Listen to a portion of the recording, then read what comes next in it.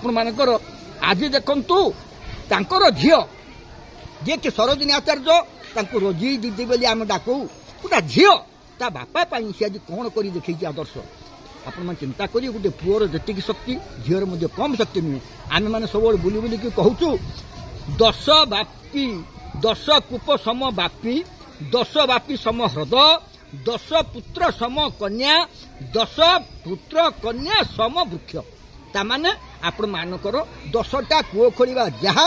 गोटे आपण मानकर बांफी खोलिबा सैया 10टा बांफी खोलिबा जहा गोटे ह्रद खोलिबा सैया 10टी ह्रद खोलिबा जहा गोटे पुओ जन्म करवा सैया 10टी पुओ थिबा जहा गोटे झील जन्म दबा ताही सत्य तेणु आपण मानकर पाखरे आमे ऋणी आपण माने आसी आम कथा को प्रचार प्रसार करूछंती आपण मानकर संख्या लघु हेले मध्य किंतु आपण मानकर जो चैनल आपण मानक दृष्टि उत्साहित करूची प्रोत्साहित करूची तेणु आज यही ईश पंडितंकर पुण्यतिथि आमे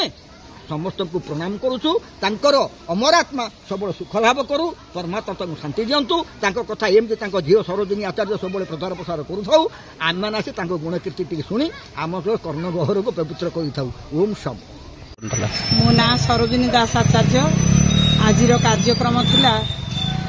मो नन्नांकर स्मृति उद्देश्य आज तिरोधान दिवस पिला नवम श्रेणी 3 जन पिला दिया हुए मेधावृत्ति प्रथम द्वितीय तृतीय 3 जन पिला सब अतिथि आसते आमर मुख्य अतिथि थे श्री सन्यासी जी आउ मुख्य वक्ता थे गायक आह्लाद सुर छुटरा आमर सम्मानित अतिथि थे विश्वरंजन रथ आमर बाणी विहार योग महाविद्यालय प्रोफेसर मनोज दास दधीचि शिक्षा समूहर अध्यक्ष एवं कंटापड़ा शिक्षा मंडल अधिकारी बीईओ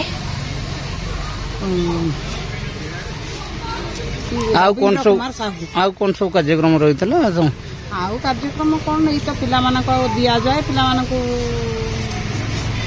दिया जाए उपदेशावली